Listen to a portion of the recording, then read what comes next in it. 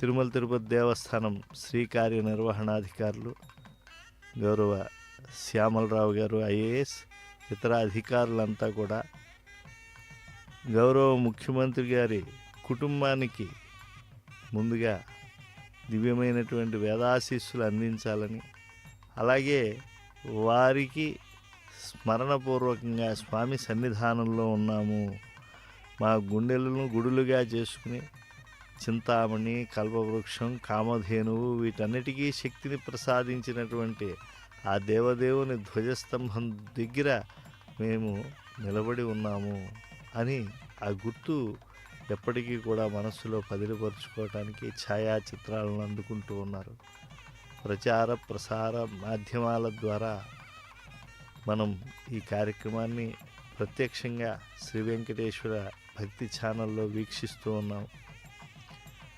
పుత్రోత్సాహం పౌత్రోత్సాహంతో ప్రజలందరికీ అభ్యుదయం చేయగలుగుతూ ఉన్నాను అనేటువంటి ఉత్సాహంతో, అందుకు తగినటువంటి ఆశీస్సులు శ్రీవారి నుంచి మెండుగా లభించాలని గౌరవ ముఖ్యమంత్రి గారు రంగనాయక మండపంలోకి ప్రవేశిస్తూ ఉన్నారు. ఆ రంగనాయక మండపంలో చక్కగా ఆశీర్వచన మండపంగా కూడా దాన్ని సంప్రదాయజ్ఞులు తెలియజేస్తూ ఉంటారు. కృష్ణ రాయ మండపానికి దక్షిణం వైపుగా ఉన్నదే ఈ రంగనాయక మండపం. శ్రీరంగంలోని శ్రీరంగనాథుని ఉత్సవమూర్తులు కొంతకాలం పాటు ఇక్కడ ఉన్నాయి అని చారిత్రకులు చెప్తారు. అప్పుడు భద్రపరిచారు ఈ మండపంలో. అందువల్లే ఈ రంగనాయక మండపంగా ఇది కీర్తింపబడుతోంది. ఒకప్పుడు నిత్య కళ్యాణోత్సవాలు కూడా ఈ మండపంలో జరుగుతూ ఉన్నాయి. ఆర్జిత సేవలైన వసంతోత్సవం, ఆర్జిత బ్రహ్మోత్సవం, ఆర్జిత వాహన సేవలు జరిగేవి.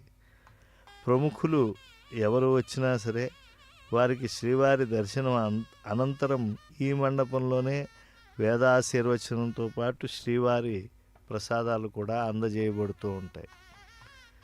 నిత్య కళ్యాణం పచ్చతోరణతో ఉండేటువంటి తిరుమల మహాక్షేత్రావతంసాన్ని ఈ ప్రభాత కాలంలో మనం వీక్షిస్తూ ఉన్నాం.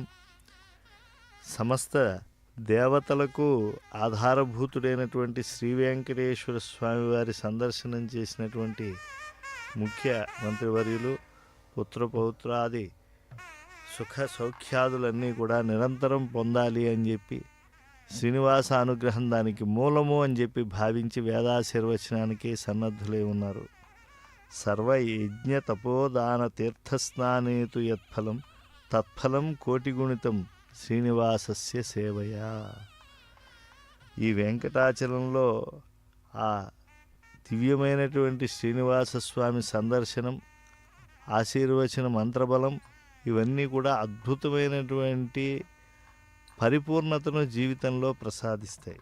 తస్య దర్శన మాత్రేణ బుద్ధి సౌఖ్యం నృణాం భవేత్ తన్మూర్ధని కృతావాసా సిద్ధచారణ యోషిత పూజయంతి సదాకాలం వెంకటే